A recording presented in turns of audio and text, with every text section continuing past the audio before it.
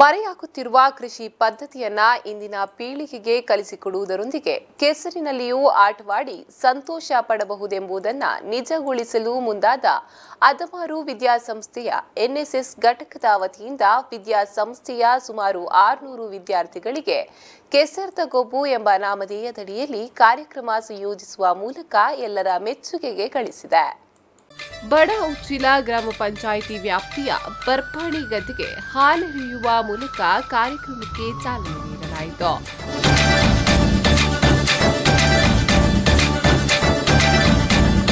ಆ ಬಳಿಕ ಮಕ್ಕಳಿಗೆ ನೇಜಿ ನೀಡುವ ಬಗ್ಗೆ ಮಾಹಿತಿ ನೀಡಿ ತಕ್ಷಣವೇ ಅವರಿಂದ ನಾಟಿ ಕೆಲಸ ಮಾಡಿಸಲಾಗಿದ್ದು, ಮಕ್ಕಳಿಗೆ ಉತ್ಸಾಹ ಹೆಚ್ಚುವ ನಿಟ್ಟಿನಲ್ಲಿ ಈ ನಾಟಿಯನ್ನ ಸ್ಪರ್ಧೆ ಎಂಬುದಾಗಿ ಸಂಯೋಜಿಸಿ ಉತ್ತಮ ನಾಟಿ ಮಾಡಿದ ವಿದ್ಯಾರ್ಥಿಗಳಿಗೆ ಬೇರೆ ಬೇರೆ ವಿಭಾಗದಲ್ಲಿ ಬಹುಮಾನ ನೀಡಲಾಯಿತು.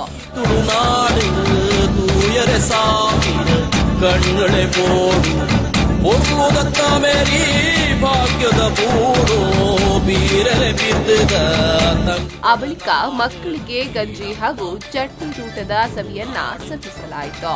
ತದನಂತರ ಕೆಸರು ಗದ್ದೆಯಲ್ಲಿ ವಿವಿಧ ಗ್ರಾಮೀಣ ಕ್ರೀಡೆಗಳನ್ನ ಆಡಿಸಲಾಯಿತು.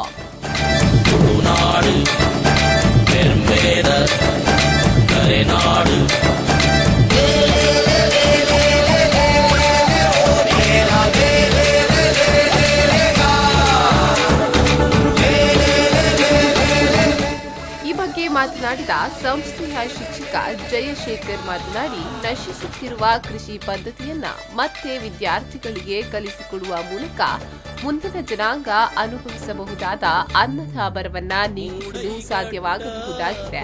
ಮಕ್ಕಳು ಬಹಳಷ್ಟು ಉತ್ಸಾಹಕರಾಗಿ ಈ ಎಲ್ಲಾ ಕಾರ್ಯಗಳಲ್ಲಿ ಭಾಗವಹಿಸುವ ಮೂಲಕ ಸತತವಾಗಿ 4 ವರ್ಷಗಳಿಂದ ಬರ್ಪಾಣಿ ಸಂತೋಷ್ ಶೆಟ್ಟಿ ನೇತೃತ್ವದಲ್ಲಿ ನಡೆದುಕೊಂಡು ಬರುತ್ತಿರುವ ಈ ಕಾರ್ಯಕ್ರಮ ಯಶಸ್ವಿಯಾಗಿದೆ ಎಂದರು. ಸೇವಾ ಯೋಜನೆಯ ಒಂದು ಅದಮಾರ ಘಟಕ ಇದು ಕಳೆದ ಅನೇಕ ವರ್ಷಗಳಿಂದ ವಿದ್ಯಾರ್ಥಿಗಳಲ್ಲಿ ಒಂದು ಗ್ರಾಮೀಣವಾದಂತಹ ಕೃಷಿ ಇದನ್ನು ಒಂದು ಜಾಗೃತಿ ಮಾಡೋ ದೃಷ್ಟಿಯಿಂದ ಭತ್ತದ ಒಂದು ಬೆಳೆ ಇಲ್ಲದೆ ಹೋದರೆ ನಾವು ಜೀವನ ಮಾಡಲಿಕ್ಕೆ ಸಾಧ್ಯ ಇಲ್ಲ. ಅದಕ್ಕೆ ಅತ್ಯಂತ ಮುಖ್ಯವಾದ್ದು ಗದ್ದೆಯಲ್ಲಿ ನಾಟಿ ಮಾಡುವಂಥದ್ದು. ಆ ಗದ್ದೆಯ ನಾಟಿ ಕಾರ್ಯವನ್ನು ನಾವು ನಮ್ಮ ಮಕ್ಕಳಿಂದ ಮಾಡ್ತಾ ಇದ್ದೇವೆ. ಯಾರು ಒಳ್ಳೆ ನಾಟಿ ಮಾಡ್ತಾರೋ ಅವರಿಗೆ ನಾವು ಬಹುಮಾನ ಕೊಡ್ತಾ ಇದ್ದೇವೆ.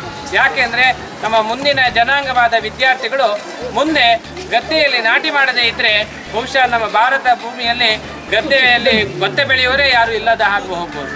ಆ ಸ್ಥಿತಿ ಉತ್ಪನ್ನ ಆಗಬಾರ್ದು. ಆ ದೃಷ್ಟಿಯಿಂದ ಮಕ್ಕಳಲ್ಲಿ ಆ ಒಂದು ನಾಟಿ ಕಾರ್ಯದಲ್ಲಿ ಆಸಕ್ತಿ ಕೊಡಬೇಕು ಎಂಬ ದೃಷ್ಟಿಯಿಂದ ಸುರೇಶ್ ಶರ್ಮಾಳ್, V4 News 24/7 ಪಡುತ್ತಾರೆ.